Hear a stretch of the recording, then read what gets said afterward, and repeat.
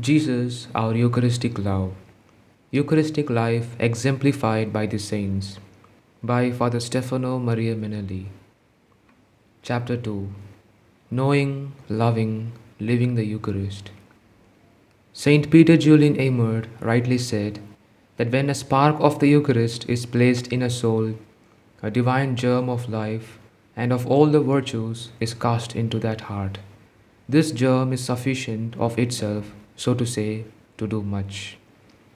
In order to explore at least some of the immense riches stored up in the mystery of the Eucharist, let us engage in a constant, unified exercise employing mind, heart, and will. An exercise of the mind. First, with the mind, one meditates in an attentive, orderly way on the Eucharist. This may be done with books which lead us to personally uncover and deeply ponder this mystery of love. A simple little work, rich in context, is St. Alphonsus Maria de Liguori's Visits to the Blessed Sacrament and to the Blessed Virgin Mary. In addition, there are two precious little works by St. Peter Julian Eymard entitled The Real Presence and Holy Communion. We should above all turn to the school of St. Peter Julian Eymard, who was unequaled as an apostle of the Eucharist. His vocation and mission was to lead all Christians to the Eucharist, to such an extent that people finally called him the priest of the Blessed Sacrament. When he founded the congregation of priests of the Blessed Sacrament, he offered his life for the Eucharistic reign of Jesus. At that time, he wrote these ardent words: "Here, dear Jesus, is my life. Behold me ready to eat stones and to die abandoned, just so that I may succeed in erecting a throne for thee and give thee a family of friends, a nation of adorers."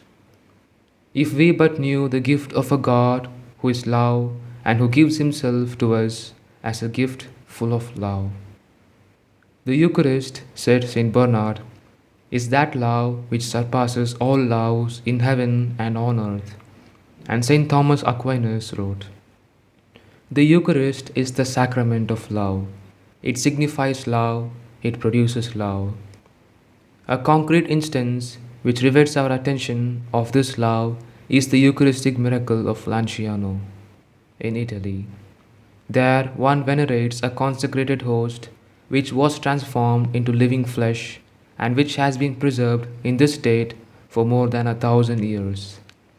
The most recent chemical analysis of a particle of this host verified the fact it is indeed a piece of flesh which is still living and which is a part of a human heart. The Eucharist is indeed all one heart. One day an Arabian prince, while passing through a street of Marseille in the French official, saw a priest who was carrying holy viaticum to a dying man. The French official stopped, uncovered his head, and knelt. The friend asked him the reason for this gesture. "I adore my God, whom the priest is carrying to the sick person," replied the good official. "How is it possible," the prince said, "for you to believe that God, who is so great, makes himself so little and lets himself go even to the homes of the poor? We Mohammedans have a much greater idea of God." The official answered, "It is because you have only an idea of the greatness of God, but you do not know his love." That is the answer. In confirmation of this, Saint Peter Eymard declares, "The Eucharist is the supreme proof of the love of Jesus. After this, there is nothing more but heaven itself." Yet, how many of us Christians do not know the vast extent of the love contained in the Eucharist? An exercise of the heart. Second, to explore the riches of the Eucharist, we use the heart.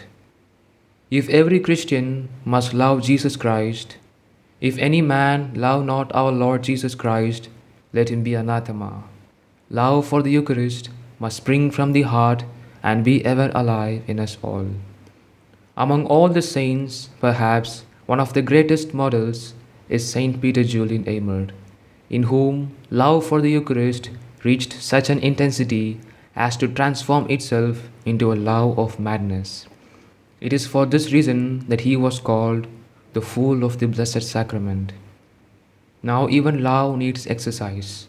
A heart needs to be exercised to love the true God, to long for the author of life. Holy Communion represents the loftiest point of this exercise of love, whose consuming flames unite the heart of a creature and Jesus.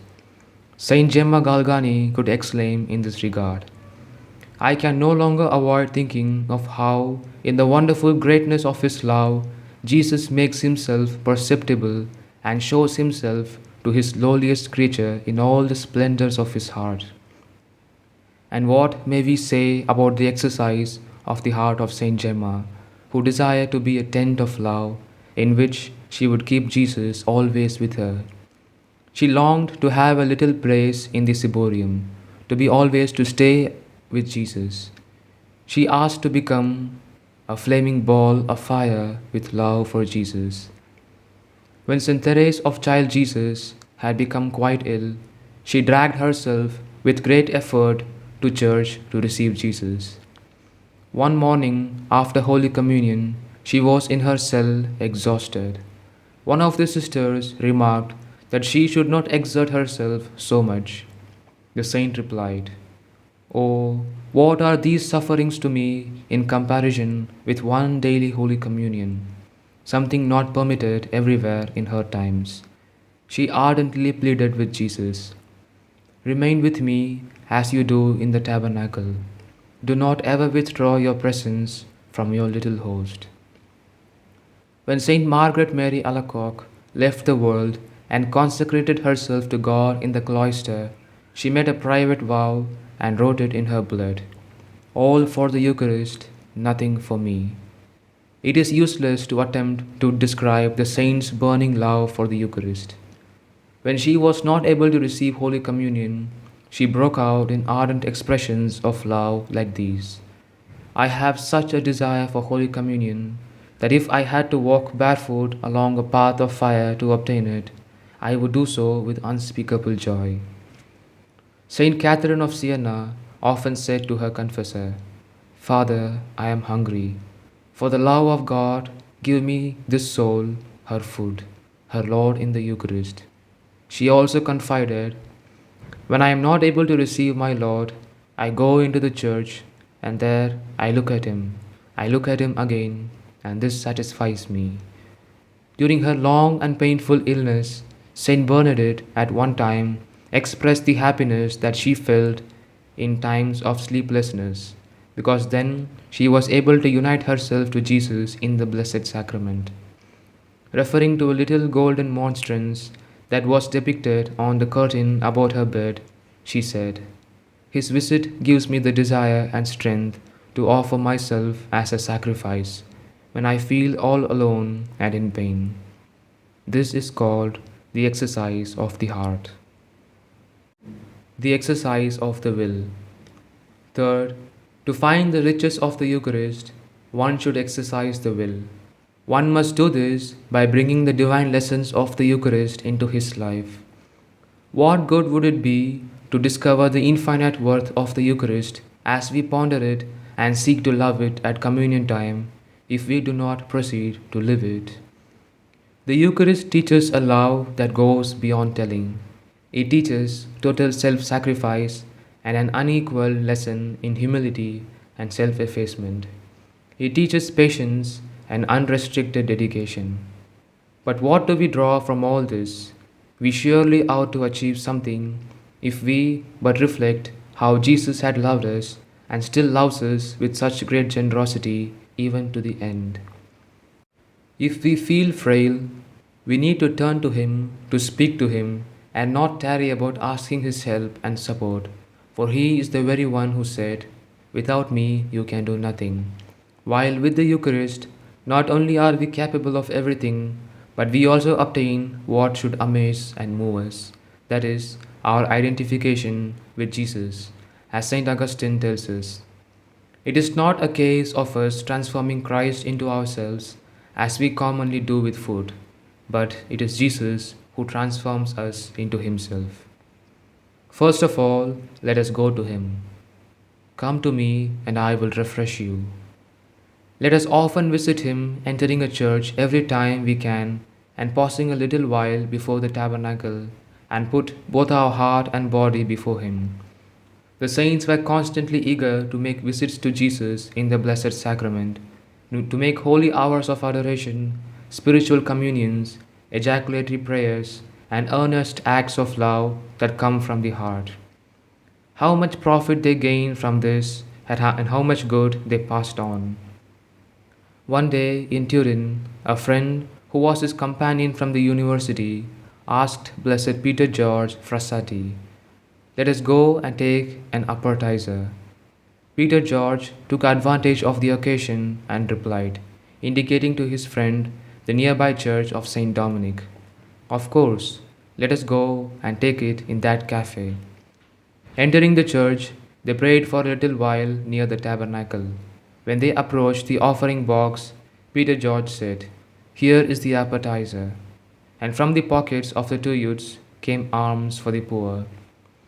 Thinking of the Eucharist during his sermon, St. John Chrysostom once asked, "How can we make of ourselves a host?" And gave the answer, "Let your eyes look at nothing evil, and you have offered a sacrifice. Let not your tongue speak unbecoming words, and you have made an offering. Let not your hand commit a sin, and you have offered a holocaust." Just recall the eyes of Saint Colette, which were always lowered and recollected in sweet modesty. Why? She once gave the answer, "I have filled my eyes with Jesus, upon whom I have gazed at the elevation of the host at Holy Mass, and I do not wish to replace him with another image." Let us think of the edifying reserve of the saints in speaking, controlling well the tongue which had been consecrated by contact with the body of Jesus. Recall the good works which souls, filled with the love imparted by the Eucharist, have accomplished because Jesus communicated to them his own sentiments of love for all our fellow men, especially those most in need. Thus, St. Francis de Sales exhorted every soul to approach the Eucharist as much as possible, because by adoring and partaking of His beauty, His goodness, and His purity in this divine sacrament, you will become all beautiful, good, and pure. Can we not also exercise our wills thus? Let us learn from the saints and start imitating their good works. End of chapter 2.